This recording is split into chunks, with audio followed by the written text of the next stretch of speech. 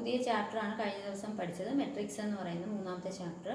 അപ്പോൾ അതിൽ നമ്മൾ മെട്രിക്സ് എന്താണ് മെട്രിക്സ് എന്നും അതിൻ്റെ ഓർഡർ എങ്ങനെയാണ് കണ്ടുപിടിക്കുന്നത്, അതുപോലെ തന്നെ റോ എന്താണ്, കോളം എന്താണ്, റോ എന്താണ്, കോളം എന്താണെന്ന് നമ്മൾ പഠിച്ചു. Then general form of A matrix എങ്ങനെയാണ് എഴുതേണ്ടതെന്ന് പഠിച്ചു. അത് കഴിഞ്ഞിട്ട് ടൈപ്സ് ഓഫ് മെട്രിക്സും പഠിച്ചു. അപ്പോൾ ഇത്രയും കാര്യങ്ങളാണ് നമ്മൾ കഴിഞ്ഞ ദിവസം പഠിച്ചത്. അപ്പോൾ ഇന്ന് പഠിക്കാൻ പോകുന്നത് അതിൻ്റെ പ്രോബ്ലംസ് ആണ് നമ്മളിന്ന് ചെയ്യാൻ പോകുന്നത്. അപ്പോൾ അതിൽ first problem, if A matrix has 8 elements, what are the possible orders it can have. അപ്പോൾ ഇവിടെ പറഞ്ഞിരിക്കുന്നത് ഒരു മെട്രിക്സിൽ 8 elements ഉണ്ട്. അപ്പോൾ നമുക്ക് എത്ര ഓർഡേഴ്സ് അത് ഉപയോഗിച്ച് എഴുതാൻ പറ്റും എന്നുള്ളതാണ്. അപ്പോൾ നമ്മൾ കഴിഞ്ഞ ദിവസം പഠിച്ചതിൽ റിസൾട്ട് പഠിച്ചിട്ടുണ്ട്. m/n മെട്രിക്സിൽ ഉള്ള നമ്പർ ഓഫ് എലിമെൻറ്റ്സ് എന്ന് പറയുന്നത് mn തുല്യമാണെന്ന് നമ്മൾ കഴിഞ്ഞ ദിവസം പഠിച്ചായിരുന്നു. ആ റിസൾട്ട് അനുസരിച്ചാണ് നമ്മൾ ഈ പ്രോബ്ലം ചെയ്യുന്നത്. അപ്പോൾ നമുക്ക് ഒരു മെട്രിക്സിൽ 8 elements ഉണ്ടെങ്കിൽ അതിൻ്റെ ഓർഡർ കണ്ടുപിടിക്കാൻ നമുക്ക് റോയും കോളവും, അതായത് നമ്മളൊരു മെട്രിക്സിൻ്റെ ഓർഡർ എഴുതുമ്പോൾ അതിൻ്റെ റോയും കോളവും അറിഞ്ഞിരിക്കണം. അപ്പോൾ നമ്മൾ ഓർഡർ എഴുതുമ്പോൾ എപ്പോഴും ഫസ്റ്റിൽ റോയും സെക്കൻഡിൽ കോളവുമാണ് എഴുതേണ്ടതെന്ന് നമ്മൾ കഴിഞ്ഞ ദിവസം പറഞ്ഞായിരുന്നു.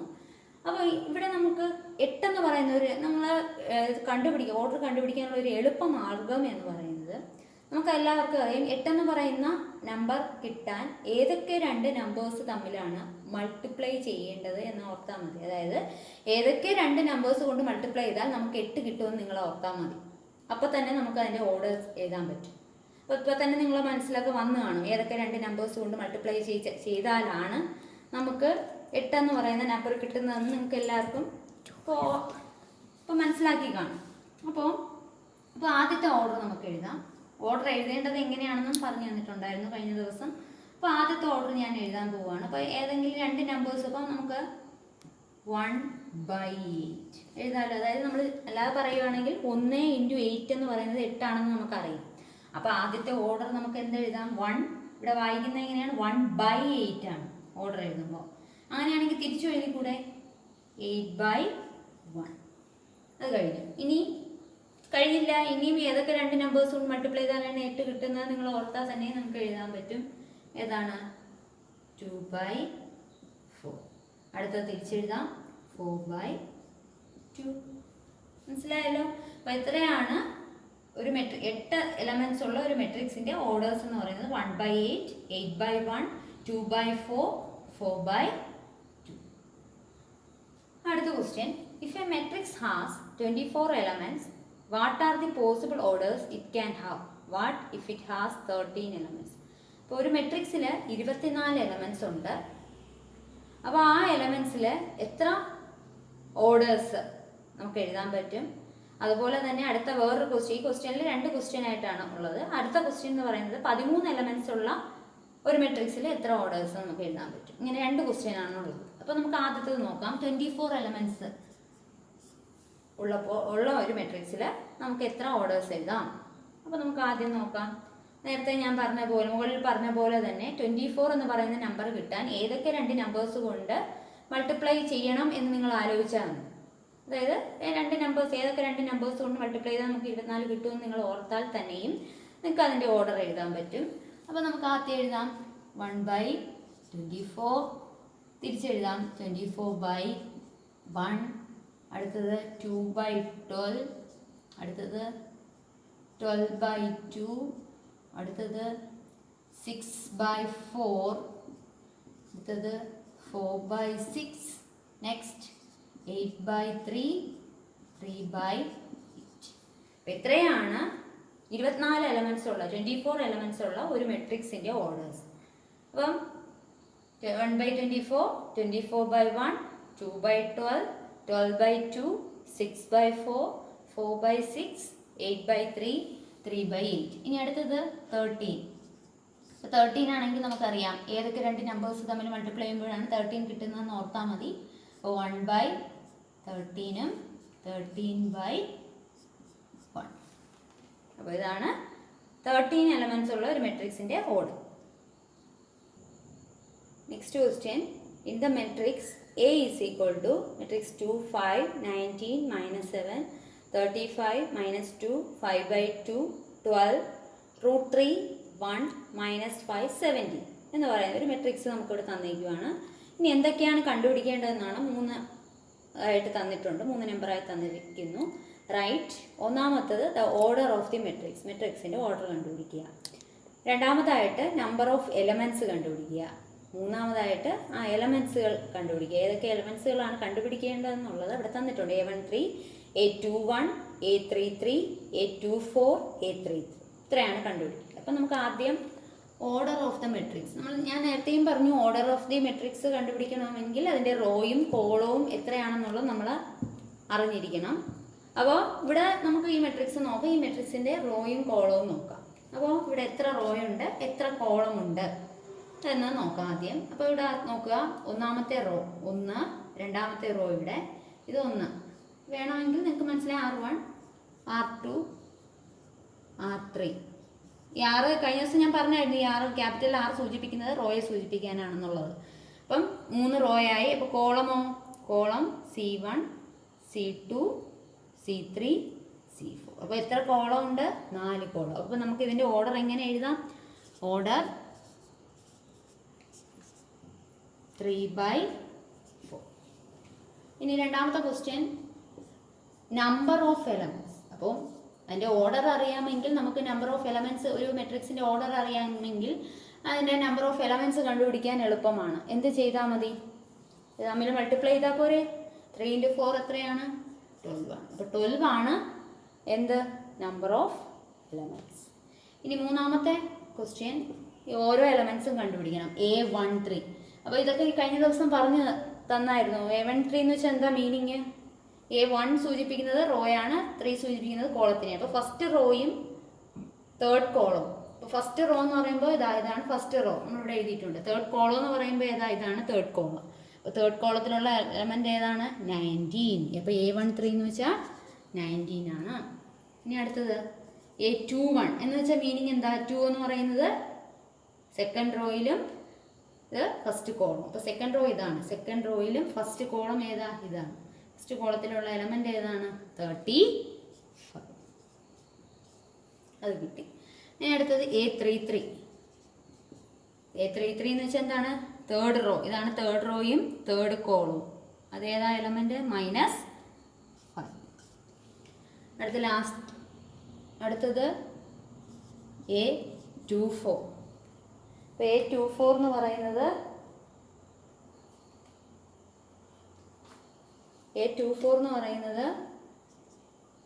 സെക്കൻഡ് റോയും ഫോർത്ത് കോളും. അപ്പോൾ അതിലേതാ വരുന്നത്?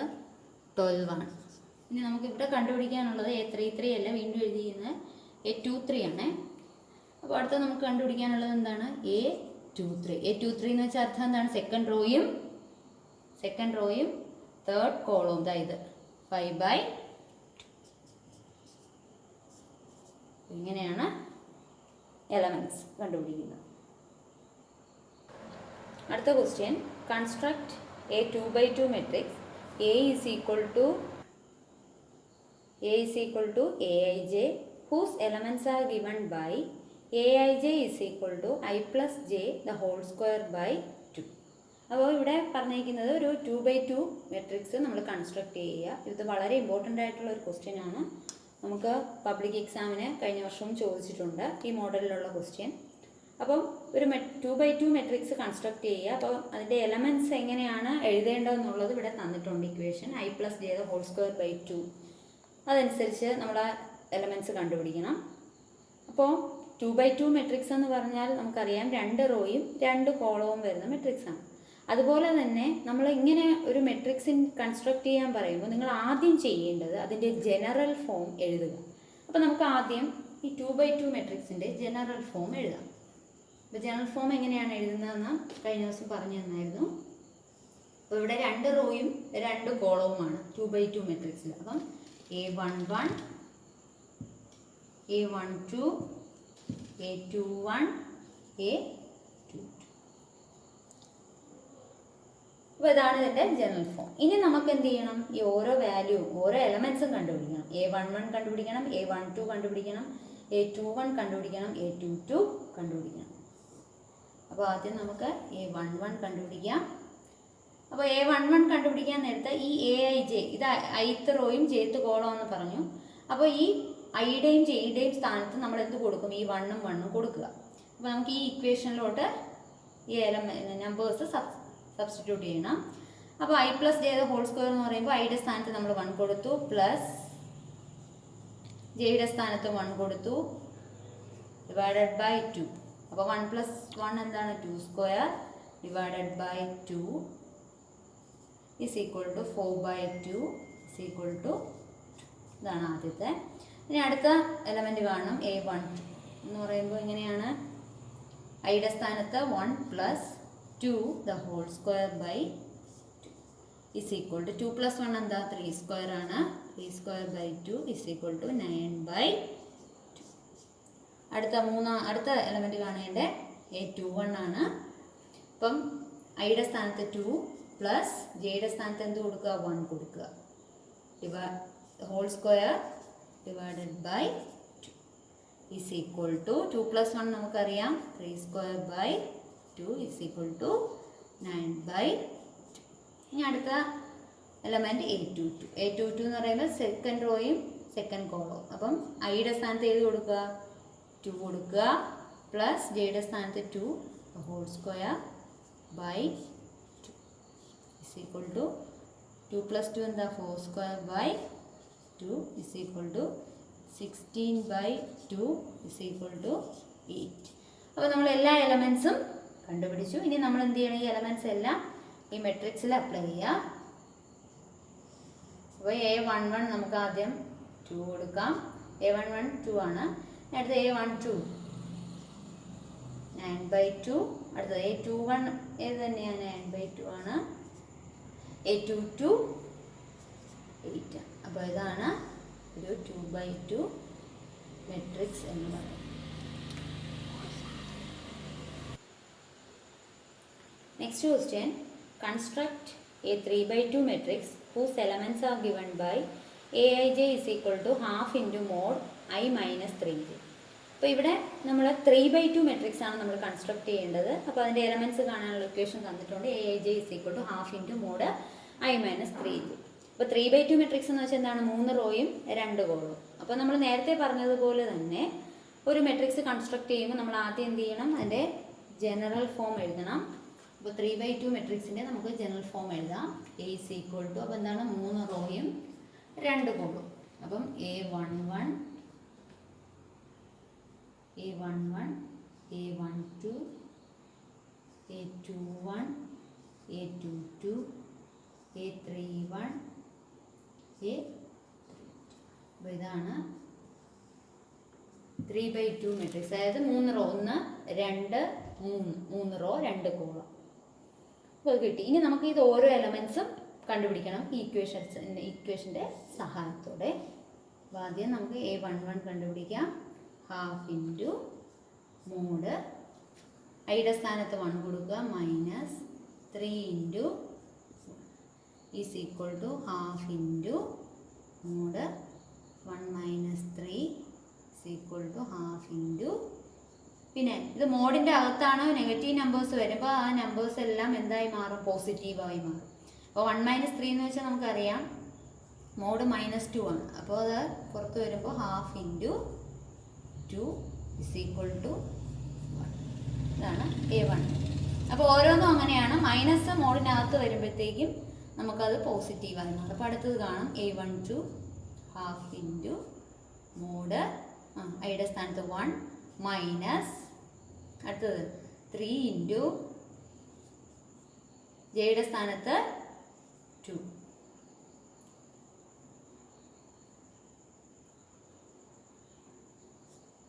equal to half into mod 1 minus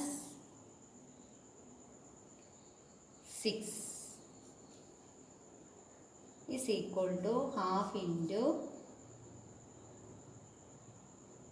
mod 1 minus 6. നമുക്കറിയാം എന്താണ്? -5 ആണ്. അപ്പോൾ മോഡിന് വെളിയിൽ വരുമ്പോൾ ഹാഫ് ഇൻറ്റു 5 ആവും. ആൻസർ എന്ത് കിട്ടും? 5/2. അടുത്തത് A21 is equal to half into mod 1 അല്ല, അതെന്താണ് 2 ആണ്. ഐയുടെ സ്ഥാനത്ത് 2 minus 3 into 1 is equal to half into 2 minus 3 എന്താണ് -1 ആണ്. അപ്പോൾ mod -1 is equal to half into 1 is equal to half. അടുത്തത് A22 is equal to half into mod 2 minus 3 into 2 is equal to half into mod 2 minus 6 is equal to നമുക്കറിയാം half into എന്തായിരിക്കും -4 ആണ് വരണം, mode -4 അല്ലേ. അപ്പം 4/2 is equal to 2 കിട്ടി. ഇനി അടുത്തത് A31 ആണ്, is equal to half into mod ഐയുടെ സ്ഥാനത്ത് 3 മൈനസ് 1 ഇൻറ്റു 3 ഇൻറ്റു 1 ജെയുടെ സ്ഥാനത്ത് 1 കൊടുത്തു. അപ്പോൾ ഹാഫ് ഇൻറ്റു 3 മൈനസ് 3 എന്ത് കിട്ടും 0 ഇസ് ഈക്വൽ ടു 0. ഇനി അടുത്ത ലാസ്റ്റ് A32 ആണ്, is equal to half into mode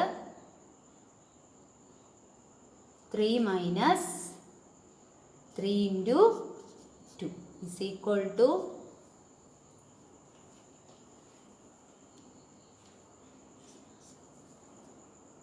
half into mod 3 minus 6 ആണ്, ഇസ് ഈക്വൽ ടു -3 വരും. അപ്പോൾ മോഡിൻ്റെ അകത്ത് വരുമ്പോഴത്തേക്ക് അതെന്താവും 3/.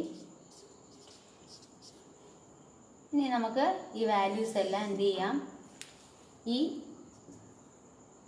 ജനറൽ ഫോമിൽ അപ്ലൈ ചെയ്യാം. എലമെൻസിൻ്റെ വാല്യൂസ് എല്ലാം ഇവിടെ അപ്ലൈ ചെയ്യാം. അപ്പോൾ എന്താണ് A11ൻ്റെ സ്ഥാനത്ത് 1, A12ൻ്റെ സ്ഥാനത്ത് 5/2, A21ൻ്റെ സ്ഥാനത്ത് 1/2, A22ൻ്റെ സ്ഥാനത്ത് 2, A31ൻ്റെ സ്ഥാനത്ത് 0, A32ൻ്റെ സ്ഥാനത്ത് 3/. ഇതാണ്